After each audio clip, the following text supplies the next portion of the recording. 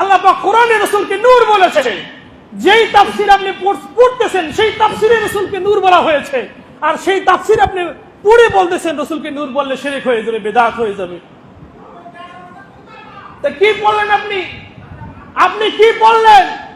আপনার এই ইলম ডাস্টবিনে ছুঁড়ে ফেলেন, এটা কোনো ইলম না। আপনি কিতাবে পড়ছেন আরেকটা, মুখে বুলি ছাড়ছেন আরেকটা, এটা কেমন? এটা তো মুনাফিকি হয়ে গেল। রাসূলের দুই কন্যাকে যে বিবাহ করেছে তার নাম হয়ে গেছে দুই নূরের মালিক। রাসূলের কন্যাকে নূর বলা হচ্ছে, কিন্তু সমস্যা এক জায়গায় রাসূলকে নূর বললেন। রাসূল যেই পাহাড়ের উপরে সময় কাটিয়েছেন সেই পাহাড়কে জাবালে নূর, নূরের পাহাড় বলতে আপত্তি নাই। রাসূল যেই শহরে হিজরত করেছেন সেটাকে নুরানি শহর বলতে আপত্তি নাই। আপত্তি এক জায়গায় রাসূলকে নূর বললেন।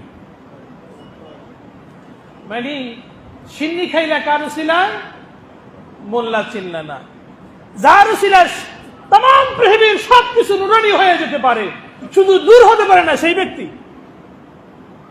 মানে মানুষের বিবেক বুদ্ধি লোপ পেলে যে কেমন বোকা হতে পারে মানুষ, স্বাভাবিক জিনিস, কমন সেন্স ইউজ করলে এটা বোঝা যায়।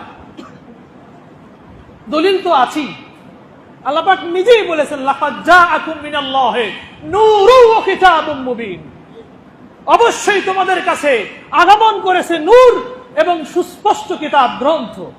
এই নূরের তাফসীরে জালালাইন খুলে দেখেন।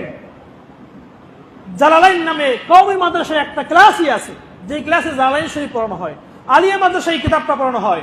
সেই কিতাবটা খুলে দেখেন, যেই কিতাবটা আলিয়া কওমিয়া সমস্ত বাংলাদেশে যে কিতাবটা পড়ানো হয়, সমস্ত বিশ্বে যে কিতাবটা সমাদৃত তাফসীর গ্রন্থ, সেখানে সেই কিতাবটা খুলে দেখেন নূর, লাকাদ জাআকুম মিনাল্লাহি নূর। এই নূরের তাফসীর আয় মুহাম্মদ সাল্লাল্লাহু আলাইহি ওয়াসাল্লাম। নূর বলতে আল্লাহ পাক মুহাম্মদ সাল্লাল্লাহু আলাইহি ওয়াসাল্লামকে বুঝিয়েছেন। তো আল্লাহ পাক রাসূলকে বলছেন নূর এসেছে। আল্লাহ পাক কোরআনে রাসূলকে নূর বলেছে, যেই তাফসীর আপনি পড়তেছেন সেই তাফসীরে রাসূলকে নূর বলা হয়েছে, আর সেই তাফসীর আপনি পড়ে বলতেছেন রাসূলকে নূর বললে শিরক হয়ে যাবে, বিদআত হয়ে যাবে। তা কি বললেন আপনি? আপনি কি বললেন? আপনার এই ইলম ডাস্টবিনে ছুঁড়ে ফেলেন, এটা কোনো ইলম না। আপনি কিতাবে পড়ছেন আরেকটা, মুখে বুলি ছাড়ছেন আরেকটা, এটা কেমন? এটা তো মুনাফিকি হয়ে গেল। যেই ইলম শেখানো হচ্ছে সেই ইলম প্রচার করা উচিত, না হয়তো এটা মুনাফিকি হয়ে যাবে।